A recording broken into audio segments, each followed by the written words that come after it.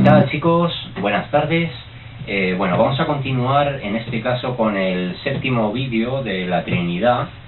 Lo habíamos dejado el otro día en Romanos 8:9, así que vamos a continuar a partir de Romanos 9:1. Vamos a ir viendo porque la verdad que Romanos todavía nos quedan unas cuantas citas.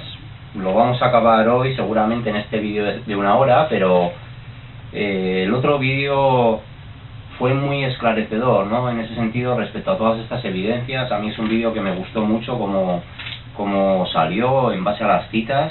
Entonces vamos a continuar, y aquí nos está hablando de la elección de Israel. Entonces vamos a leer Romanos 9:1 y nos dice: verdad digo en Cristo, no miento, y mi conciencia me da testimonio en el Espíritu Santo que tengo gran tristeza y continuo dolor en mi corazón. Continuamos versículo 3: porque desearía yo mismo ser anatema, separado de Cristo, por amor a mis hermanos, los que son mis parientes según la carne, que son israelitas, de los cuales son la adopción, la gloria, el pacto, la promulgación de la ley, el culto y las promesas. Bueno, nos quedamos aquí para centrarnos en este versículo 1. Era por ponerlo un poquito en el contexto, pero de hecho, bueno, estamos en el vídeo de la Trinidad, pero en lo que es la serie de la salvación, cuando llegamos a Romanos, veremos que a pesar de lo que aquí está diciendo, encontraremos otra cita donde queda claro que evidentemente Pablo, así como ninguno de nosotros, puede renunciar a su propia salvación por entregársela a otros, ¿no? Porque es un decreto de Dios. Pero bueno, iremos en su momento. Nos centramos ahora en el versículo 1 porque Pablo habla en la verdad de Cristo, en la verdad de Jesús. Y esto lo tenemos que ver, como nos dice, verdad digo en Cristo, ¿vale? Este en Cristo, tenemos que recurrir, podemos hacer una comparación, esta manera de expresarlo, como yo soy en el Padre y el Padre en mí. Entonces Pablo lo dice: verdad digo en Cristo, en la verdad de Cristo yo, Pablo, digo, ¿vale? Y eso no está diciendo yo soy Cristo, sino está diciendo yo soy Pablo, pero estoy en la verdad de Cristo, así como yo soy en el Padre y el Padre es en mí. Yo soy Cristo y estoy en el Padre es el Padre y está en mí, ¿vale? Somos personas diferentes, y lo había enfocado de esa manera así, porque yo creo que en el otro vídeo entramos también a este, vamos, hice mención precisamente a este tema, ¿no? El estar en, que no supone lo mismo que ser alguien. Entonces, Pablo habla en la verdad de Cristo, pero él no es Cristo. Entonces, la conciencia de Pablo da testimonio en el Espíritu Santo, pero él no es el Espíritu, y por eso dice: verdad digo en Cristo, no miento, y mi conciencia, mi propia conciencia, me da testimonio en el Espíritu Santo. Es decir, a través de la revelación del Espíritu Santo, mi conciencia recibe esa verdad. No está hablando de que es su propia conciencia la que tiene esa verdad, sino que el propio Espíritu Santo es quien le revela esa verdad, quien le transmite esa verdad, quien le impone esa verdad, quien le manifiesta esa verdad, ¿no? El Espíritu Santo, como otra persona, porque es que nuevamente lo está diciendo: mi conciencia me da testimonio en el Espíritu Santo, pero a la vez, aunque está hablando como del testimonio de su propia conciencia, está haciendo alusión a que es un testimonio que viene dado por el Espíritu Santo hacia su propia conciencia, que hace referencia a la verdad de Cristo, que en sí manifiesta la verdad del Padre, ¿vale? Entonces, aquí están manifestadas ambas personas, Cristo, y no referido como el Espíritu Santo, sino Cristo como persona, el Espíritu Santo como persona que testifica la conciencia de Pablo, y siendo todo parte de un conjunto del Señor, donde el Padre evidentemente también está incluido, ¿no? Entonces, aquí nuevamente tenemos a esas dos personas diferenciadas, sabiendo que la figura del Padre también está diferenciada a lo largo de toda la Escritura de la figura del Hijo, de la figura del propio Espíritu. Vale, venga, pues vamos a seguir. He leído hasta el 4 y nos vamos a detener en Romanos 9:5, porque tenemos otra clave aquí. Entonces, bueno, retomamos a partir del 3, dice: porque desearía yo mismo ser anatema, separado de Cristo, por amor a mis hermanos, los que son mis parientes según la carne, que son israelitas, de los cuales son la adopción, la gloria, el pacto, la promulgación de la ley, el culto y las promesas. Versículo 5, de quienes son los patriarcas, y de los cuales según la carne vino Cristo, el cual es Dios sobre todas las cosas, bendito por los siglos. Amén. Entonces, aun a pesar de que Pablo diferencia de manera continua a las personas dentro de la Trinidad, como se ha podido comprobar no solo en Romanos, pero bueno, principalmente en Romanos, en lo que viene siendo la continuación de la serie, a las personas que, viendo por ejemplo este versículo, donde se nos dice, insisto, yo también podría hacer una selección interesada, y entonces, como aquí nos dicen el cual es Dios, nos hablan de Cristo y nos dicen, como nos hablan de Cristo y nos dicen el cual es Dios, yo podría, si quisiera estar, bueno, negando la deidad de Jesús, evidentemente no leería esto. Si quisiera afirmar algo distinto, o que no me o que desacreditara, por ejemplo, la Trinidad, pues, o que si yo quisiera defender concretamente la unicidad, o sea, que solo Jesús es Dios, es la figura de Dios, que no hay más personas, entonces tomaría este versículo y entonces no lo dice así. Pero si nosotros obviamos todas las citas que hemos tenido anteriores de Romanos, empezando desde Romanos 1:7 en adelante, prácticamente no hemos pasado por todos los capítulos, pero en Romanos capítulo 1, capítulo 2, capítulo 3, capítulo 5, capítulo 6, capítulo 8, muchas citas en capítulo 8, si vemos que ahí en ese capítulo 8, sobre todo, nos ha hecho la diferencia de las tres personas de la Trinidad, aquí el hecho de que nos diga, vino Cristo, el cual es Dios sobre todas las cosas, bendito por los siglos, lo que nos está diciendo es que la naturaleza de Cristo es divina, que forma parte de esa Trinidad, que es eterno, y que evidentemente es Dios, como lo es el Padre, como lo es el Espíritu Santo. Y no está diciendo es un Dios, está diciendo es Dios. O sea, el mismo Dios que os he diferenciado, las personas que os he diferenciado dentro de la Trinidad, de la Deidad, Cristo es una de ellas. Eso es lo que está diciendo Pablo, ¿no? No está haciéndolo menor, lo está equiparando e igualando a cada una de las personas de la Trinidad, porque no hay diferencia en ese sentido, ¿vale? No hay diferencia en ese sentido. Esto lo podemos enfocar, por ejemplo, a algo que podemos ver también en lo natural. Cuando nosotros, por ejemplo, tenemos un ordenador, vamos a hablar de un ordenador de mesa, necesitamos una pantalla, necesitamos un teclado y necesitamos una torre, ¿no? Pues, pero si tienes el teclado, no te va a servir de nada si no tienes pantalla ni tienes torre. Si tienes la torre, tampoco te va a servir si no tienes pantalla o tienes teclado para hacerlo funcionar. Y si tienes pantalla pero no tienes la torre, tampoco te va a servir de nada, salvo de escaparate, ¿no? De tenerlo ahí de adorno. Entonces, así se tiene que entender. No es que la Trinidad, que las personas dentro de la Trinidad tengan más valor, más importancia, más peso. Es una Trinidad, es algo complementario, ¿vale? Es una naturaleza unificada que siempre ha existido, y por eso el nivel de importancia es el mismo para cada uno de los seres. Entonces, por eso todo es Dios. Todo es Dios en conjunto, porque todo funciona de manera unificada. No es que haya ni rangos, ni más, menos importancia, porque todos son eternos, todos han sido partícipes no solo de todo el plan de Dios, sino de toda la obra creadora. Todos han estado ahí, ¿no? Desde el principio, y estarán hasta el final, cada uno teniendo un momento concreto de interactuar, de obrar en sí mismo, pero como parte de su plan, precisamente por eso, porque en el amor que entre ellos se manifiestan, pues ninguno tiene no celos ni ningún sentimiento negativo de ver cómo una de las personas está obrando en ese momento, porque es un gozo para cada uno de ellos, ¿no? De las otras personas que componen esa Trinidad, independientemente de que esté actuando el Padre, esté actuando el Hijo o esté actuando el Espíritu Santo, porque todo es parte de lo mismo. Venga, entonces, aun a pesar de que Pablo diferencia de manera continua a las personas dentro de la Trinidad, afirma que Jesús es Dios por sobre todas las cosas. Nos habla precisamente de la unidad, ¿vale? Y si esto lo tuviéramos aquí y no hubiera ninguna otra referencia a las personas de la Trinidad en este texto, y dentro de todo este contexto que nos da Romanos, pues podríamos decir o podríamos poner en duda. Pero cuando venimos de revisar todas las otras evidencias, pues no hay duda posible, ¿no? No hay lugar al error. No es algo que Pablo no sepa lo que esté diciendo. Pablo precisamente está aclarando. Y tenemos que verlo como en muchos libros o en muchos textos donde se nos menciona, y ya ha pasado en alguna ocasión, se nos menciona a una de las personas, a lo mejor, y se nos habla de él como Dios, bien sea Jesús, el Padre, el Espíritu Santo, pero en ese mismo texto, en ese mismo libro, se nos dan otra serie de referencias en cuanto a la Trinidad, ¿vale? Evidencias que no se pueden refutar, o sea, imposible hacerlo. Entonces, está muy claro, aquí se nos habla precisamente de esa unidad, a pesar de la individualidad en las personas. Venga, vamos en este caso a Romanos 15,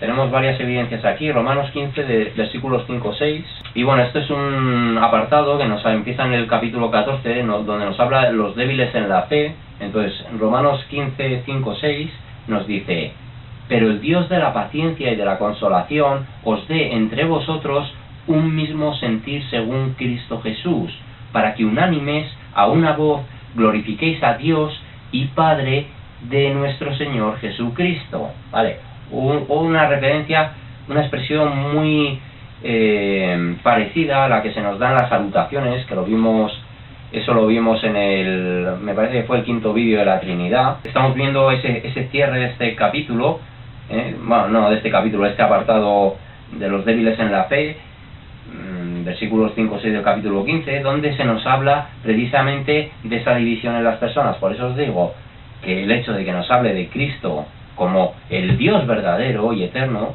en el capítulo 9, versículo 5, aquí, si nos está diferenciando a las personas, no está invalidando lo anterior, lo que nos está dando es una complementación de una visión más completa del concepto. Entonces, dice, pero el Dios de la paciencia y de la consolación, y aquí está hablando del Padre, ¿vale? Del Padre, a pesar de que Dios lo compongan Padre, Hijo y Espíritu Santo. Pero nos dice, pero el Dios de la paciencia y de la consolación os dé entre vosotros un mismo sentir según Cristo Jesús, ¿vale? Nos habla de las dos personas, el mismo sentir que Cristo Jesús también manifestó, no solo en el amor que Él demostraba hacia el Padre, sino en el amor que Él demostró hacia todos los seres humanos, ¿no? Hacia todas las personas. Entonces, nos dice, para que unánimes a una voz glorifiquéis al Dios y Padre de nuestro Señor Jesucristo. No es solo Dios y Padre nuestro, sino Dios y Padre de nuestro Señor Jesucristo, ¿vale? Está claro. Padre de Jesucristo. Jesucristo, Hijo del Padre. Jesucristo, hermano de la Iglesia. La Iglesia, hijos del Padre. Pues está claro, no pueden ser. Esta relación paterno-filial, que ya se ha hablado muchas veces y que se ha comprobado como una evidencia, pues nuevamente queda registrada, que es así. Entonces nos dice, Dios y Padre de nuestro Señor Jesucristo. Padre y Dios también de Jesús, ¿vale? A pesar de que Jesús sea Dios, pero también lo es. Es que aquí no está diciendo simplemente al Padre de nuestro Señor Jesucristo, Dios y Padre de nuestro Señor Jesucristo. Es que ya nos está refiriendo, esto ya no se la menciona al Dios y Padre de la Iglesia simplemente. Aquí la referencia es Dios y Padre de Jesús, Dios y Padre de Jesús, ¿vale? Venga, pues está claro. Seguimos en Romanos 15, en este caso vamos al versículo 15 y 16, y nos dice, esto ya nos está hablando del Evangelio a los gentiles, es este apartadito, y dice, mas os he escrito, hermanos, en parte con atrevimiento, como para haceros recordar por la gracia que de Dios me es dada, para ser ministro de Jesucristo a los gentiles, ministrando el Evangelio de Dios, para que los gentiles les sean ofrenda agradable, santificada por el Espíritu Santo. Entonces, aquí tenemos a la propia Trinidad nuevamente expresada en palabras de Pablo, porque nos dice, mas os he escrito, hermanos, en parte con atrevimiento, como para haceros recordar por la gracia que de Dios me es dada, la gracia, la elección, ¿vale? La salvación incondicional por parte de Dios, ese haber elegido a Pablo desde antes del nacimiento, también lo dice en algún momento, así como algunos los antiguos profetas, David mismo los salmos, mi embrión vieron tus ojos, o en el mismo vientre, algo así también se refiere, fui elegido desde el vientre de mi madre. Me parece que el mismo Pablo lo expresa así. Eso nos habla de que no ha dependido de Pablo, de que Pablo acepte, de que Pablo muestre, de que Pablo se rinda. No depende de Pablo. La redención, la aceptación, la consagración al Señor está establecida y viene motivada y se produce por la elección de Dios, no por nuestra propia decisión, ¿no? Entonces, nos lo dice así, la gracia que de Dios me es dada, es esa gracia la que hace entrar al creyente al camino, lo que hace ser a la persona convertida, lo que hará en un futuro ser parte de la justificación, de la salvación. Y dice, para ser ministro de Jesucristo, nos ha hablado de la gracia de Dios el Padre, quien estableció esa salvación, ministro del Hijo, ¿vale? Ser ministro del Hijo, Jesucristo, a los gentiles ministrando el Evangelio de Dios. Y este Dios es más referencia a todo el Señor, porque el Evangelio ha tenido una parte donde el Padre tuvo ese contacto directo con la humanidad, ha habido otra parte donde ha sido Cristo, el Hijo, el que ha tenido no solo contacto directo, sino presencia física entre los hombres, y luego la labor del Espíritu Santo. Por eso, esa referencia a Dios, el Evangelio de Dios, es el Evangelio que todo lo que compone el Señor, Padre, Hijo y Espíritu Santo ha ido desarrollando, ¿no?, a lo largo de la historia, conforme nos muestra la Escritura. Dice, para que los gentiles le sean ofrenda agradable al Señor, a todo el Señor, a todas las personas que componen el Señor, la Trinidad, santificada por el Espíritu Santo, porque es el Espíritu Santo el que nos santifica, es el Espíritu Santo el que nos lleva hacia la santidad. No somos nosotros los que finalmente viene siendo también un error. Y esto es más un tema en cuanto a la serie de la salvación, pero cuando las personas también están hablando de... Porque que es muy importante, no solo es importante, es algo innegociable, y es algo que tampoco se puede evitar, porque es el Espíritu Santo el que nos lleva hacia la santidad. Pero las personas, cuando hablan demasiado de estas cosas, pero no en el buen sentido, concediéndole el mérito al Espíritu Santo, sino otorgándose el mérito ellos, hablando de que, porque sin santidad nadie verá al Señor, pero como queriendo ellos llamarse santos, pretendiendo ellos recibir el aplauso por su santidad. No están entendiendo, porque la santidad la provoca el Espíritu Santo, se lo está diciendo, santificada, para ministrando el Evangelio de Dios, para que los gentiles le sean ofrenda agradable, santificada por el Espíritu Santo. Es decir, cualquier pecado que nosotros lleguemos a superar, cualquier mala conducta que modifiquemos, cualquier cosa que varíe en nuestra vida, finalmente es producto del Espíritu Santo, de la santificación que Él provoca, no de nosotros, lo provoca Él. Y aquí nuevamente está expresada la otra persona, la tercera persona de la Trinidad. Vamos, una de las tres personas de la Trinidad, ahí está, el Espíritu Santo, como antes nos ha mencionado a Jesucristo, como antes nos ha mencionado al Padre, y dándonos entre medio el Evangelio de Dios, la expresión de Dios, y el Evangelio donde es más claro que se hace una referencia a lo que es el Señor en conjunto, porque cada una de las tres personas ha tenido su momento, ¿no?, para con el Evangelio. Vale, venga, entonces, versículo 16 ya lo hemos visto. Vamos al versículo 30 dentro de este mismo capítulo 15, y aquí es donde Pablo se propone ir a Roma. Entonces nos dice, bueno, y aquí está hablando, bueno, vamos a leer a partir del 28, y dice, así que cuando haya concluido esto y les haya entregado este fruto, pasaré entre vosotros rumbo a España, y sé que cuando vaya a vosotros llegaré con abundancia de la bendición del Evangelio de Cristo.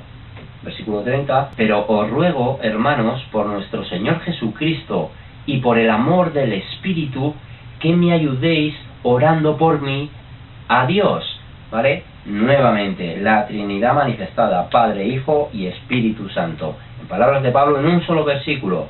Pero os ruego, hermanos, por nuestro Señor Jesucristo, el Hijo, está claro, ¿no?, y por el amor del Espíritu Santo. Es decir, el Espíritu Santo tiene sentimiento, el amor del Espíritu Santo. El amor del Espíritu Santo manifiesta ese sentimiento.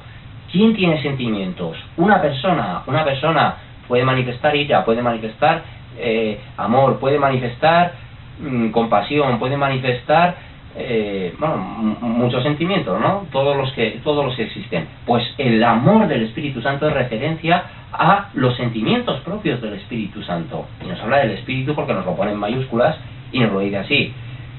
Por el amor del Espíritu, el amor que el propio Espíritu manifiesta para que entre los creyentes nos amemos unos a otros, no solo entre creyentes, sino que de hecho cumplamos ese mandamiento que Dios nos reclama, el amar a nuestro prójimo como a nosotros mismos, por el Espíritu, porque lo provoca Él. No es porque nosotros seamos muy buenos, muy amorosos, muy puros, es porque el propio Espíritu de Dios nos impulsa a eso, ¿vale? Nos impulsa y evita precisamente el egoísmo, evita pues otros sentimientos que se oponen a cumplir la voluntad de Dios. Pero nos dice, que me ayudéis orando por mí a Dios. Esto es referencia ya al Padre, ¿vale? Porque además, en cuanto a la oración, pues igual que Jesús nos enseñó a orar al Padre. Entonces, Y no es una oración simplemente al Padre. Cuando oramos al Padre lo mismo. Oramos a Dios, al Padre, al Hijo y al Espíritu Santo. Pero como estamos viendo, las tres personas nuevamente están manifestadas. El Señor Jesucristo, el amor del Espíritu, atribuyéndole claramente una cualidad, algo que lo define como una persona, ¿vale? Un atributo que es manifiesto de una persona, una condición, o sea, el experimentar un sentimiento es algo propio de una persona.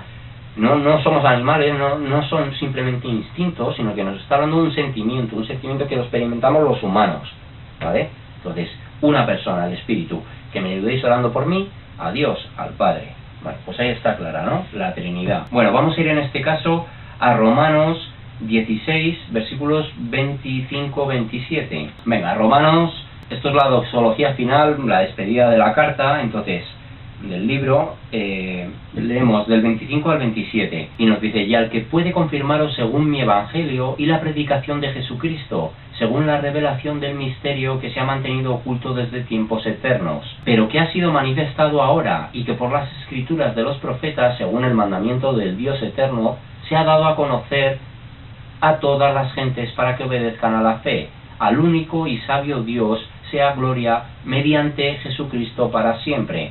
Amén. Vale, esta es una nueva referencia a la Trinidad, porque el Espíritu es quien confirma la enseñanza recibida a través de la predicación de Jesús, que fue anunciada por el Padre por medio de los antiguos profetas.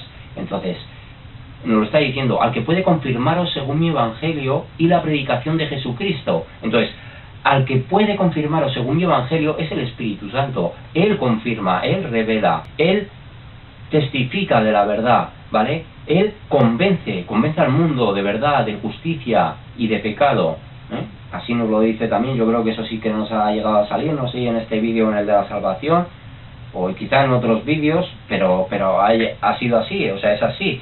Es el Espíritu Santo el que confronta a nuestra conciencia, el que nos despierta del letargo en el que estamos y nos hace volver nuestros ojos hacia Dios, prestar atención a su palabra y esforzarnos en obedecer sus mandamientos, ¿no? Entonces, quien nos confirma según el Evangelio, y esto, según mi Evangelio, es que es una doble referencia al Espíritu, al que puede confirmaros según mi Evangelio, pero no es un Evangelio de Pablo, o sea, es según mi Evangelio, el Evangelio mismo del Espíritu Santo, como así vimos también. Esto también se habló en otro momento, donde, y no sé si era precisamente en ese sexto vídeo de la Trinidad, o en el quinto, o en el cuarto, no sé exactamente cuál sería, pero donde hablaba en palabras de Pablo, también se refería a mi evangelio, pero estos son palabras del Espíritu Santo a través de Pablo. Entonces no es un evangelio propio, de cosecha propia de Pablo, es un evangelio del Espíritu Santo. Entonces, el que puede confirmaros según mi evangelio es yo, que os confirmo según el evangelio, ¿vale? Y está hablándolo el Espíritu Santo, inspirándolo al Espíritu Santo como de manera impersonal, como Pablo hablando verdaderamente del Espíritu Santo, pero sabiendo que estas propias palabras hacen doblemente referencia a la persona del Espíritu, ¿vale? Que es el que puede confirmaros según el Evangelio y la predicación de Jesucristo, la figura del Hijo, según la revelación del misterio que se ha mantenido oculto desde tiempos eternos, pero que ha sido manifestado ahora, y que por las escrituras de los profetas, según el mandamiento del Dios eterno, el Padre, el Hijo y el Espíritu Santo, se ha dado a conocer a todas las gentes para que obedezcan a la fe. Al único y sabio Dios sea gloria mediante Jesucristo para siempre. Y aquí en este caso, el único y sabio Dios, tanto puede ser una referencia a todo el Señor, Padre, Hijo y Espíritu Santo, como siempre es, pero al hablarnos sea gloria mediante Jesucristo, nuevamente el hablarnos el mediante Jesucristo, vamos a ver de nuevo la palabra, pero ese mediante Jesucristo nos está diferenciando nuevamente a las personas, o sea, toda la gloria que recibe también el Padre es a través de la obra redentora de Jesús. Entonces, bueno, lo vamos a mirar. Sí, de hecho, este mediante es la palabra dia, que también nos salió en el otro vídeo, donde nos habla de pasar, atravesar, causa, conducto, en composición, retiene el mismo sentido general. Entonces, es precisamente la gloria, toda la gloria que recibe, parte de la gloria que recibe en cuanto a lo que es la humanidad, el Padre, es a causa de esa obra, ese sacrificio de Jesús, mediante Jesucristo para siempre, ¿vale? Bueno, está claro. Pues aquí nuevamente, entre estos versículos 25, 26 y 27, revelada la Trinidad, de manera muy clara, ¿vale? Porque cuando nos dice gloria mediante Jesucristo, es nuevamente una división en las personas de Dios, ¿eh? En las personas que conforman la deidad.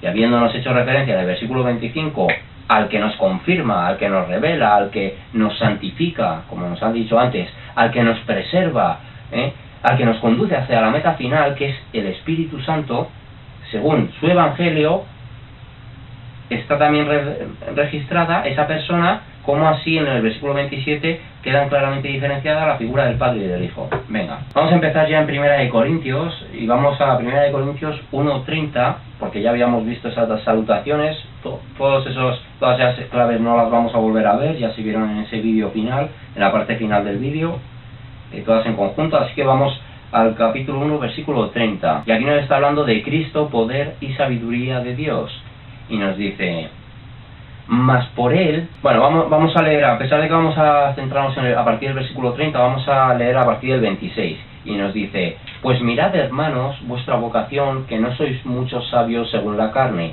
ni muchos poderosos, ni muchos nobles, sino que lo necio del mundo escogió Dios para avergonzar a los sabios, y lo débil del mundo escogió Dios para avergonzar a lo fuerte, y lo vil del mundo y lo menospreciado escogió Dios, y lo que no es para deshacer lo que es, a fin de que nadie se jacte en su presencia. Versículo 30, mas por él estáis vosotros en Cristo Jesús, el cual nos ha sido hecho por Dios sabiduría, justificación, santificación y redención, para que, como está escrito, el que se gloría, gloríese en el Señor. Entonces, referencia muy clara a relación con ese versículo 27, donde nos diferencian nuevamente al Padre y al Hijo, como así ha sucedido en todas y cada una, vamos, en muchísimas de las citas que hemos visto ya, pero aquí nuevamente lo tenemos reflejado de manera muy clara, y nos dice, vamos a centrarnos eso a partir del versículo 30, pero nos dice: Cristo fue hecho por Dios el único canal o vía para que podamos ser salvos de la muerte eterna. No es que Jesús sea creado, y no es que Jesús haya sido creado, sino que Él ha sido constituido o autorizado por propio mérito y naturaleza divina a poseer esa condición exclusiva. O sea, no es algo que haya sido, o sea, ha sido delegado por Dios en ese sentido. Es algo que ha sido concedido por el Padre, en ese caso, pero no nos habla precisamente de la creación, sino aquí nos está hablando de lo que ha sido diseñado a través de la figura de Jesús para con los hombres. Entonces, bueno, pues es muy claro, es que nos lo dice: mas por él, aquí hablamos del Padre, estáis vosotros en Cristo Jesús, por la elección del Padre estáis en Cristo Jesús.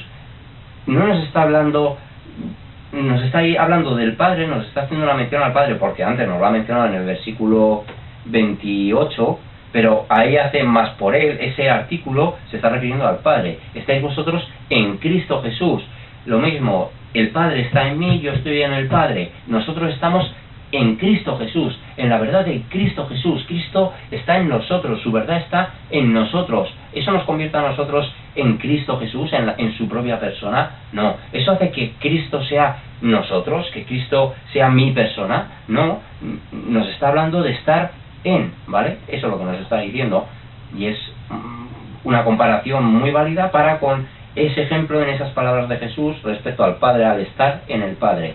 Entonces, porque además es que nos dice: estáis vosotros en Cristo, ¿vale? Está en la misma referencia. Entonces, el cual nos ha sido, y esto es ya referencia a Jesús, el cual Jesús nos ha sido hecho por Dios, ha sido hecho, ha sido constituido, ha sido autorizado para ser sabiduría, justificación, santificación y redención, para que, como está escrito, el que se gloría, gloríese en el Señor, en el Padre, en el Hijo y en el Espíritu Santo.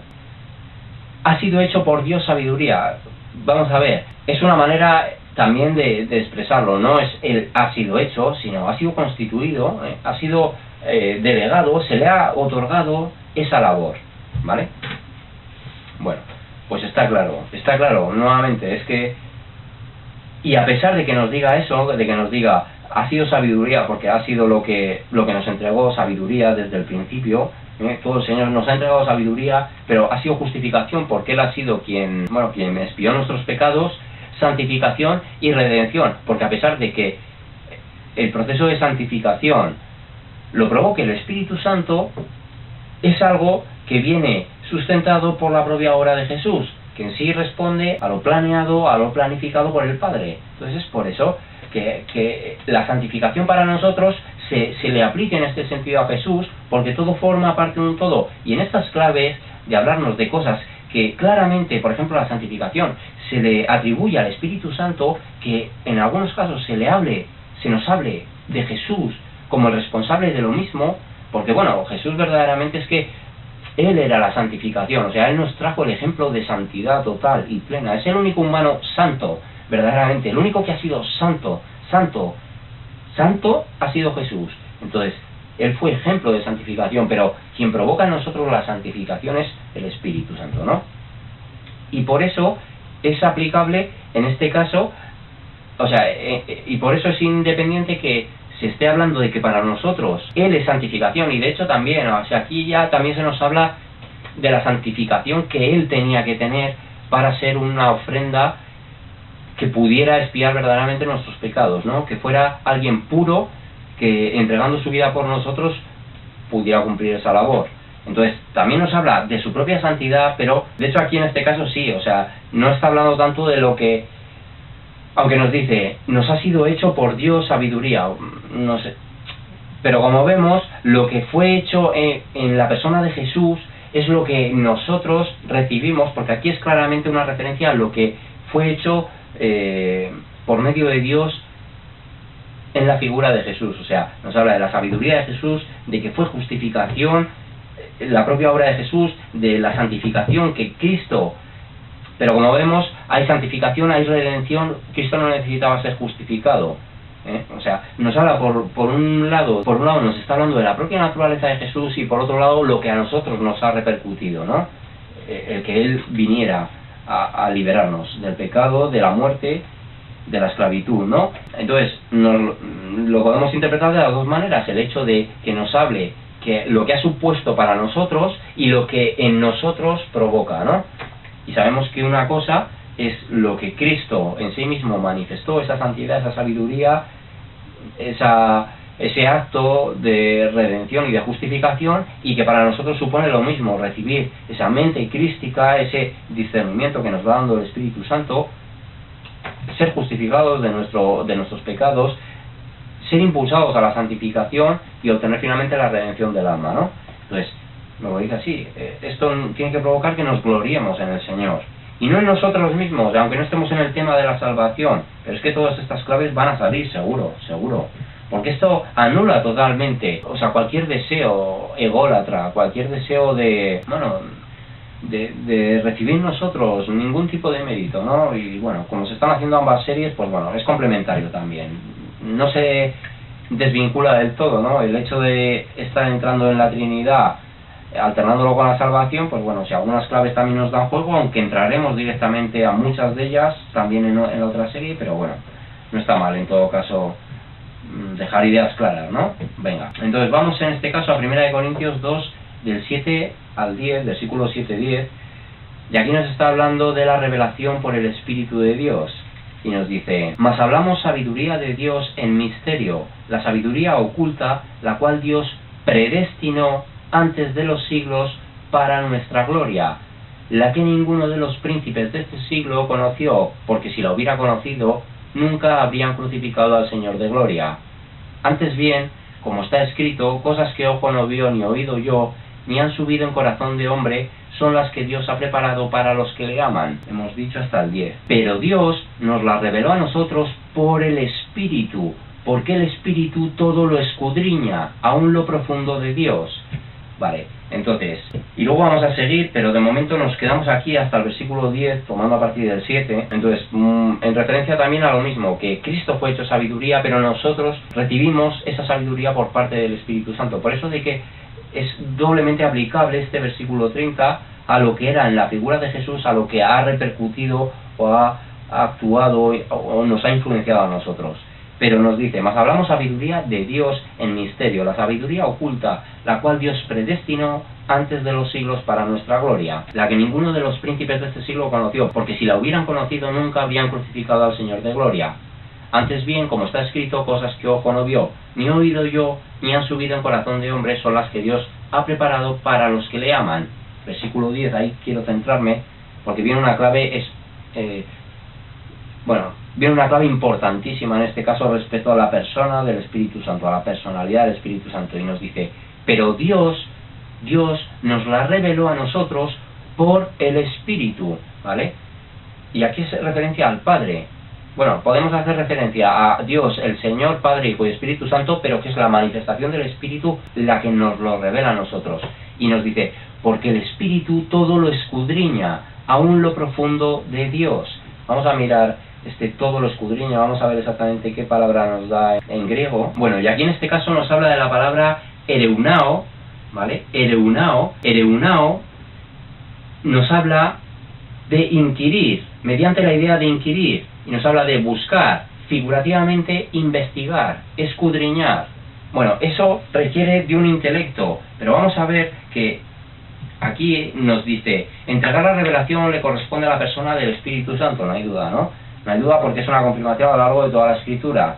La Iglesia la capacita el Espíritu Santo, pero escudriñar, ¿qué nos implica? Que hay que tener la voluntad de hacer algo. O sea, cuando una persona se pone a investigar, se pone a escudriñar, es porque ha decidido ha decidido tomar esa acción, ¿no? De manera consciente. Entonces, hay que tener la voluntad de hacer algo, de poder hacer algo, para poder escudriñar. También se requiere de un intelecto para analizar aquello que se está investigando. Y por último, hay que gozar de la capacidad para juzgarlo. El escudriñar implica ambas cosas, la investigación, el análisis y el juicio. O sea, el juicio, la valoración, implica ambas cosas. Eso solo lo puede hacer una persona, alguien que goce de un intelecto. Y como vemos, entonces en esa palabra, al hablarnos de el Espíritu, lo escudriña todo hasta lo profundo de Dios, así nos lo dice, no se limita solo a nosotros, sino que conoce lo más profundo de Dios. Ese escudriñar nos está revelando precisamente que el Espíritu Santo necesariamente es una persona, ¿vale? Es una persona. Venga, continuamos aquí en 1 Corintios 2, vamos a leer a partir del 11 al 13, y dice, continuación de donde estamos, porque ¿quién de los hombres sabe las cosas del hombre, sino el Espíritu del hombre que está en él? Así tampoco nadie conoció las cosas de Dios, sino el Espíritu de Dios. Y nosotros no hemos recibido el Espíritu del mundo, sino el Espíritu que proviene de Dios, para que sepamos lo que Dios nos ha concedido, lo cual también hablamos, no con palabras enseñadas por sabiduría humana, sino con las que enseña el Espíritu, acomodando lo espiritual a lo espiritual. Entonces, nos lo está diciendo. ¿Y qué nos está diciendo en este caso? Porque ¿quién de los hombres sabe las cosas del hombre sino el Espíritu del hombre que está en él?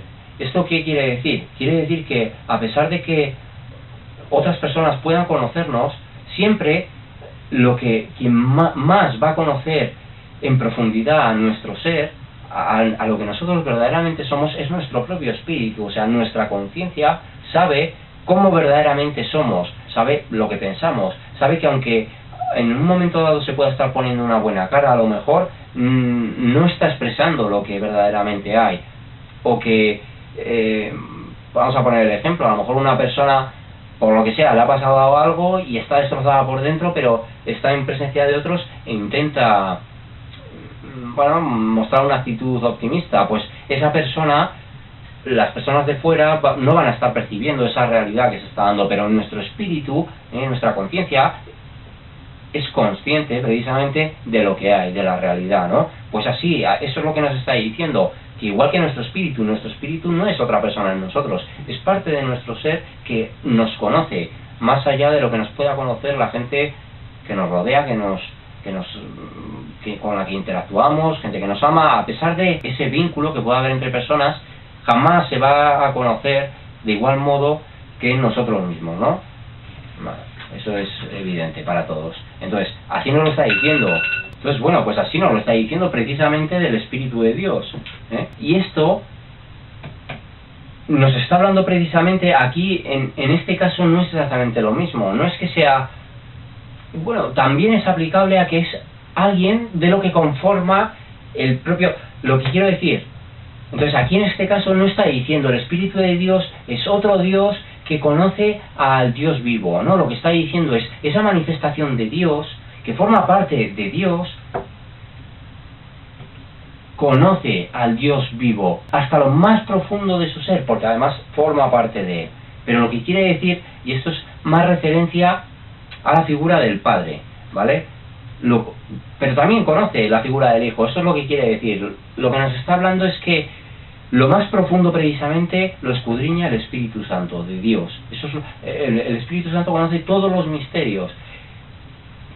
No es una manera de decir, el Espíritu conoce, pero el Padre o el Hijo no conocen, no, ¿vale? Pero de hecho se nos está hablando en este sentido para que nosotros, a través de saber que por medio de nuestro Espíritu podemos conocer, o sea, nos conocemos realmente como somos, pues que podamos entender que el Espíritu Santo, que escudriña lo más profundo de nuestro ser también, conoce en sí mismo lo más profundo y la profundidad del ser de Dios. O sea, él la percibe.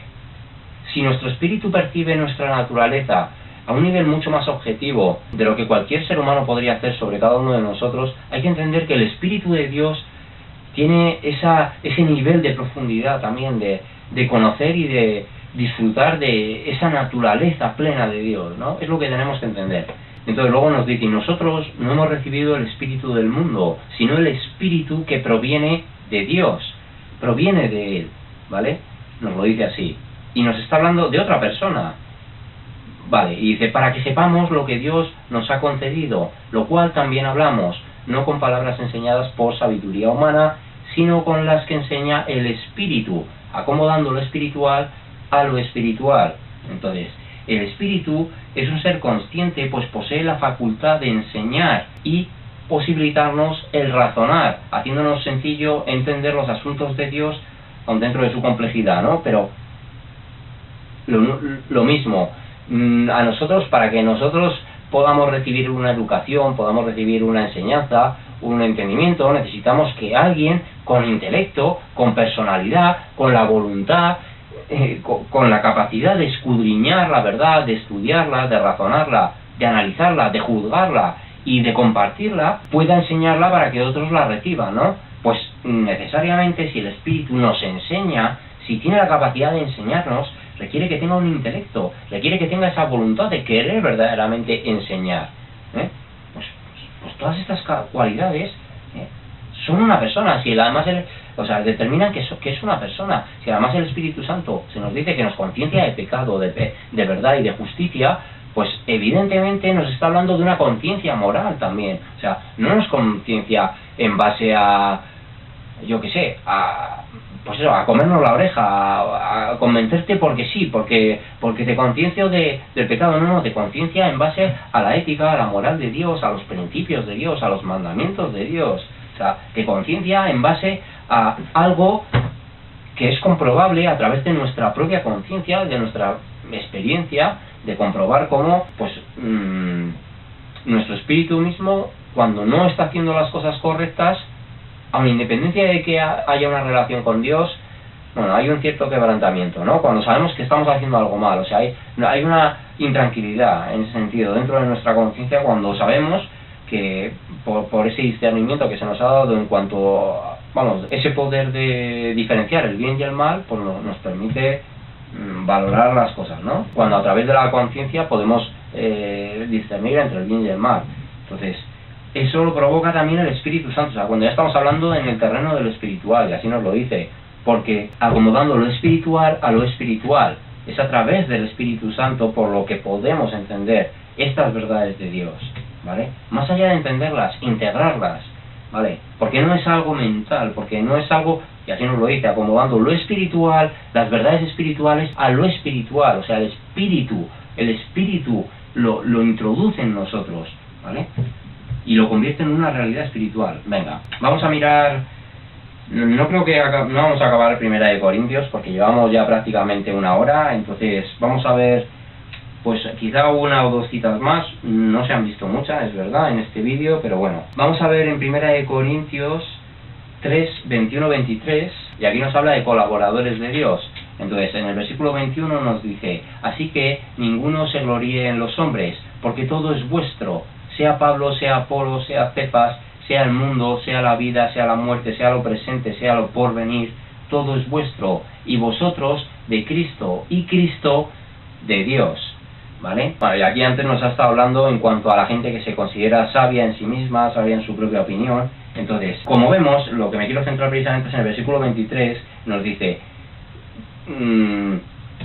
vosotros, antes ha estado hablando, vamos a leer: nadie se engaña a sí mismo, si alguno entre vosotros, a partir del versículo 18, nadie se engaña a sí mismo, si alguno entre vosotros se cree sabio en este siglo, hágase ignorante para que llegue a ser sabio, porque la sabiduría de este mundo es insensatez para con Dios, pues escrito está: Él prende a los sabios en la astucia de ellos. Y otra vez: el Señor conoce los pensamientos de los sabios, que son vanos.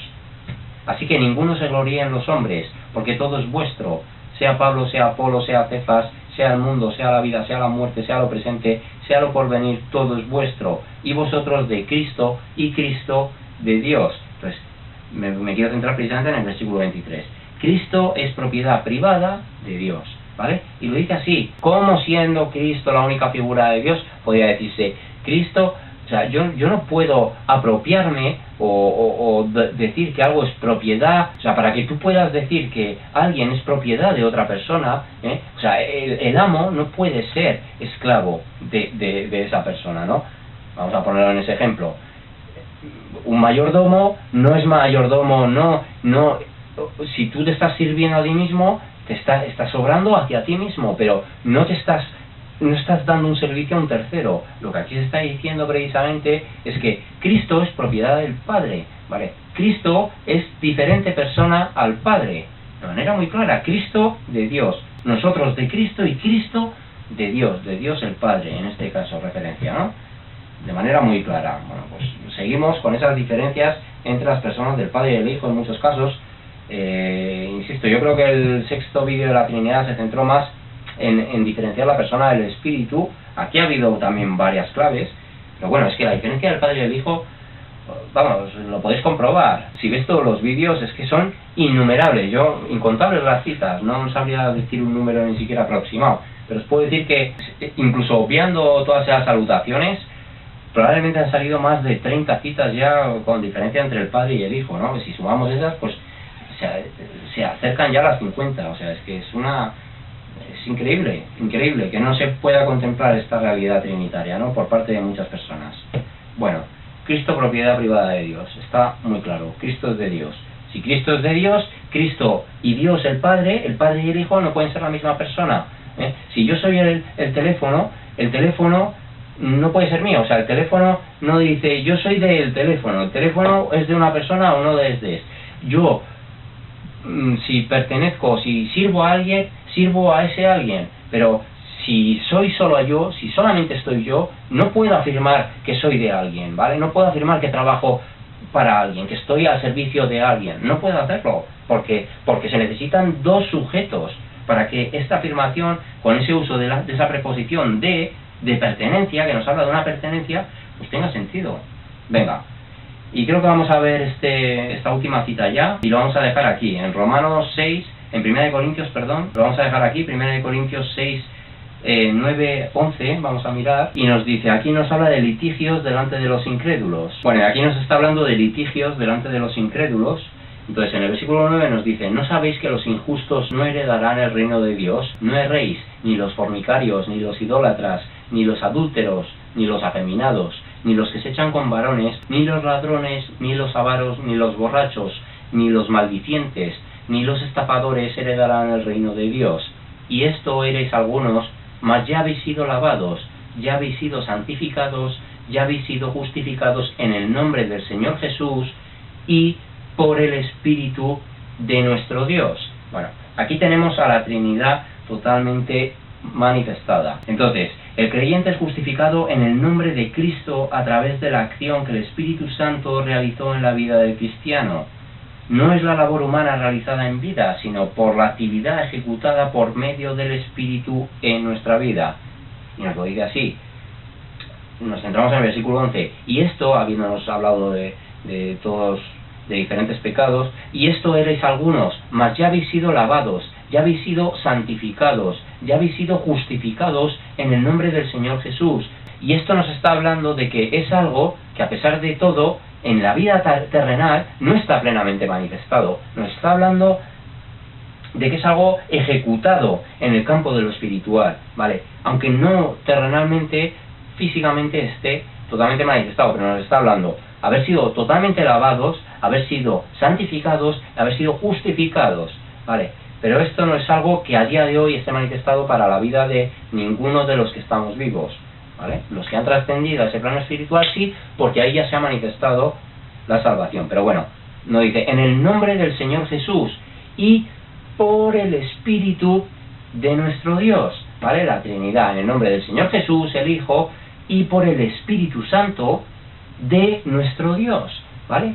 Nuevamente las personas de la Trinidad están manifestadas, y nos habla de hecho pues de esa clave en cuanto a la santificación, que bueno, es más enfocado al vídeo, a la serie de la salvación, y que supongo que la veremos en su momento, pero lo estamos viendo de manera muy clara, por el Espíritu de nuestro Dios, el Padre, en el nombre del Señor Jesús, Padre, Hijo, Espíritu Santo. Venga, pues lo iba a dejar aquí en este versículo 9-11, pero vamos a mirar el versículo 17 también, y ya acabamos el capítulo 6 de Primera de Corintios, y ya lo retomamos a partir de de aquí en adelante para el próximo vídeo. Entonces, Primera de Corintios 6:17, y nos dice, aquí está hablando de glorificar a Dios en vuestro cuerpo, y dice, pero el que se une al Señor, un espíritu es con él. Entonces, pero el que se une al Señor, un espíritu es con él. ¿Qué nos está diciendo? El templo es santificado por la presencia del Espíritu Santo, así como el templo de Israel lo era con la presencia de Dios. Esto, de hecho, cuando nos dice, el que se une al Señor, un espíritu es con él, esto nos está hablando precisamente lo mismo, el que también se ha hablado antes en cuanto al estar en. Aunque nos hable de que somos un espíritu con el Señor, es porque estamos unidos a través de su Santo Espíritu, pero no nos convertimos en el Señor. Entonces, es diferente que tenemos de Dios esa comunión y tenemos de Dios esa presencia por medio del Espíritu Santo, a decir que tenemos a Dios. No es lo mismo, o sea, tenemos su presencia, pero no es... Y el tener a Dios bien enfocado, bien expresado y manifestada la idea, quiere decir tenemos a Dios, tenemos a su presencia, tenemos su compañía. Cuando lo queremos manipular para engrandecer al ser humano, entonces decimos tenemos a Dios, somos Dios. O sea, lo toman las personas que mienten respecto a estas cosas, lo toman para endiosarse ellos, ¿no? Ensalzarse, enaltecerse ellos mismos. Entonces es muy diferente, ¿eh? Una cosa es tener la compañía de Dios, otra equipararnos a Dios, no tiene nada que ver. Entonces, pues precisamente es así, es lo mismo. El templo, que es nuestro cuerpo, el templo del Espíritu Santo, se santifica por esa presencia del Santo Espíritu. Así como el templo de Israel no podían, la gente no podía entrar al templo cuando estaba la presencia de Dios manifestada por esa gloria, ¿no? Y era santificado ese templo. Entonces, pues de igual modo, y el templo tampoco era Dios. O sea, la presencia de Dios estaba en el templo, así como el hecho de que la presencia de Dios, a través de la manifestación del Espíritu Santo, esté en nosotros, no nos convierte en Dios, sino que hace que el Señor esté en nosotros y que seamos un espíritu con Él, ¿vale? Ahí está la idea dada. Pero el que se une al Señor, un espíritu es con Él. Entonces, estaba en Él y nosotros estamos en Él, pero nosotros no somos el Señor y el Señor no somos nosotros, ¿vale? Quiero reincidir en esa idea de yo soy en el Padre y el Padre es en mí, para que entendamos que con otros ejemplos podemos entender perfectamente que siguen diferenciándose a las personas. Así que, bueno, lo dejamos en este caso por hoy aquí. Bueno, aún hemos avanzado un poquito, no han sido tampoco muchísimas citas, pero bueno, en vídeos de una hora es que tampoco me va a dar para poder introducir muchas citas, y bueno, lo iremos viendo poquito a poco, pero bueno, va avanzando la serie, y yo creo que lo importante al final es eso, que si se quiere, que se compruebe a través de ver todos los vídeos, como las evidencias respecto a esta naturaleza trinitaria de Dios pues bueno, es indudable, ¿no? Así que nada, cuidaros chicos y que Dios os bendiga.